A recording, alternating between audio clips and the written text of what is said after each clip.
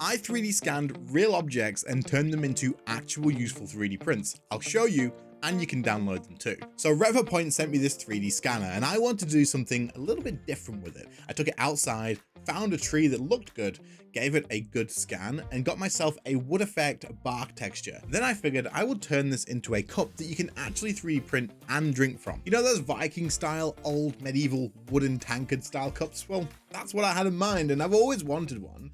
But you can't normally 3D print cups to drink out of, right? However, I designed this to actually have an insert with a regular glass from my kitchen. You can just drop this in there, and that way you can drink directly from a glass that looks like an old wooden tankard. But whenever you're done and you need to do a bit of washing, you can take this out, wash it out properly, and then put it back in, ready for the next use. To make this look as much like real wood as possible, I used the actual wood stain on white PLA, and the texture just makes it stand out incredibly. But it's always been a nightmare to get the models, and now, because the Inspire 2 works outside with these screw-on lenses that you get, you can take the mobile kit outside and just scan a tree like this to get a model that is perfect in no time at all. And while I only spent a little bit of time making this, it's actually the tree that's down the road from my house, and I don't know, it just feels kind of cool. Next up, we have these two rocks, except this one is actually PLA. So I took the 3D scanner outside, found a rock on the side bit of my garden, and gave it a scan all the way around. When you do 3D scan it, you get all of the different textures as well, because of how accurate the Inspire 2 is. Then you can quickly process it in the software to fill any holes, remove any bits that you don't want, and then export the mesh ready to be printed as is, or turned into something else. So I hollowed out the bottom of the rock and then made a cover, and then this way,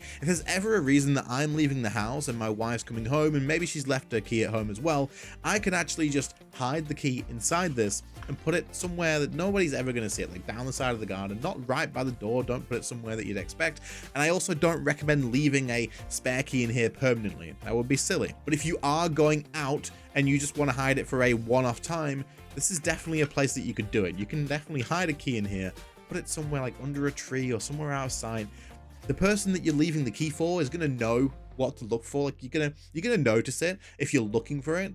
But if you're just literally walking down the side of a house, or if you're walking past, you're never going to think that there's a key inside here. It looks like a rock. Make sure you get the right PLA to match the actual other stones around as well, and there's no way. And while I probably don't have to say it again, please don't just leave a spare key sitting outside all the time.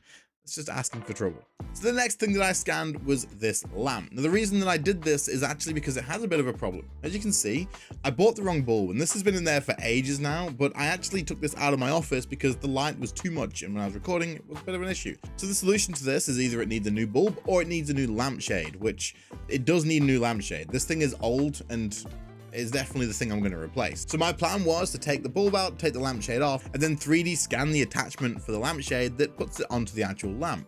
This way I can get the exact measurements, take it into Fusion, and design a brand new lampshade and print it on this. I just imported the mesh of the original into Fusion, traced around it, extruded it, designed a lamp around this so it's already attached, and printed it out. Now I didn't have any white PLA, which would have been ideal because it would have then matched the actual other lamps in my office, but I actually do have a PETG transparent, and so I printed it in that instead.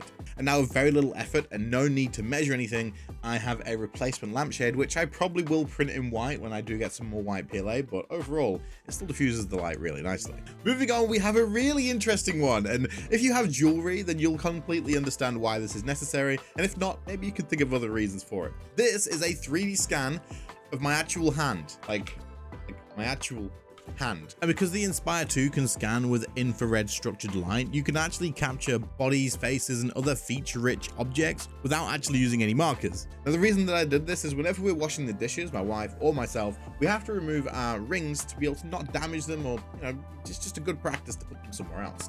And right now we've been using a Christmas penguin ornament that we've been laying around, and we've not put that away because, well, it's where we've been putting our rings. But instead, we've actually been able to get something that's a little bit more personalized. Now, initially I wanted to use my kid's hand, but he wouldn't keep it still, so we 3D scanned my own hand with a finger up. But now whenever it is actually time to do the dishes, we can just take our rings off, place it on my finger, and then just leave it in a place that we know it's going to be safe. And then once we're done, we can just pop it back on and never actually lose it. It's just not something that you're going to want to do the dishes with. Now, 3D scanning your hand just makes this personal and makes it yours. Now, you can download this hand if you want to. It will be there, but you're probably going to want to make your own if you do grab a scanner. Next, we have these. Yes, these are eggs.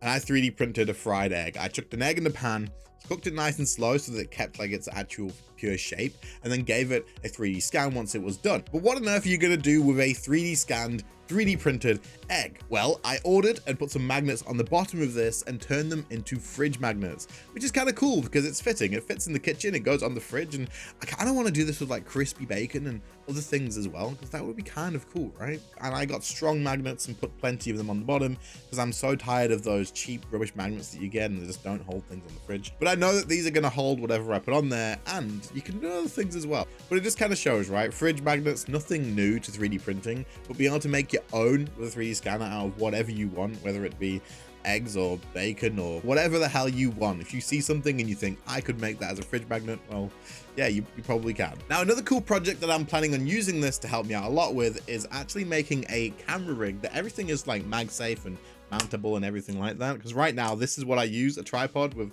a little bit of metal that I put in there, and everything just sort of sticks to it. There's wires everywhere, it's a nightmare. But I use all of my phone gear to actually film these videos, wireless mics and a monitor so I can see what's going on and loads of different things. And you can get these camera rigs online, which are really expensive and allow you to like connect all of these different things in that you may need, a monitor and all these different things. However, I actually want to make my own, and using this I can scan all of the parts that I plan on putting in there, get all very precise measurements, and then actually build that around it so I can always move things around and make sure everything fits how I want it to fit. And then the goal by the end of it is to be able to just mount everything on however I would need it, but making sure that everything fits nicely and can move it around however I need. So this is going to be a big project, and I will be releasing all of the files on Patreon as well. So if you're interested, they'll be over there with all the other files. And luckily for me, this is going to be super handy for that, to make sure I get the exact measurements and save a ton of time actually modeling everything out. As an example, this is an external hard drive that I use when filming my footage. So as a very quick fix for now, I scanned this and imported it into Fusion, and then just designed a case around it very quickly and very roughly. And now this can just slot inside here. I also added some of those magnets to it. I can use this a lot safer without damaging my phone. Now, of course, this is just a very quick iteration, but it took no time at all to make because there was no measuring, just scan and build around it, and it'll do the job until I get the full thing made. And last of all, we have something that I made for the wife. She loves her coffee, and she wanted a little bit of something to go next to her coffee machine to add a little bit of like light to the area. So I 3D scanned a coffee that she actually made. And because of the size of the Inspire and how lightweight it is, I can use the markers here to scan all the way around this because they allow the tracking to be so good that you're just not going to lose its position. Hollowed out the middle, took the bottom off to allow me to put lights in, and now we have this actual sized coffee mug LED light that she could put next to a coffee setup to add a bit of brightness and character to it as well. However, the only thing I need to do now is scan a plate and make it into a base for it, because right now it won't stand up straight, so it definitely needs a base. Guess I'll get on that now. But I've had a ton of fun making things with this 3D scanner. It can work indoors, it can work outdoors, it has ridiculously good accuracy as well, and honestly, it is definitely something that if you do a lot of 3D printing and designing, this can definitely add another level to it. And it even comes with a mobile kit as well, so you can actually get outside of it and just use your phone to get accurate, awesome 3D scans like the tree. So do check out the Inspire 2 from RevoPoint. There'll be a link in the description, and I'm pretty confident you'll see me using this now and again in the future.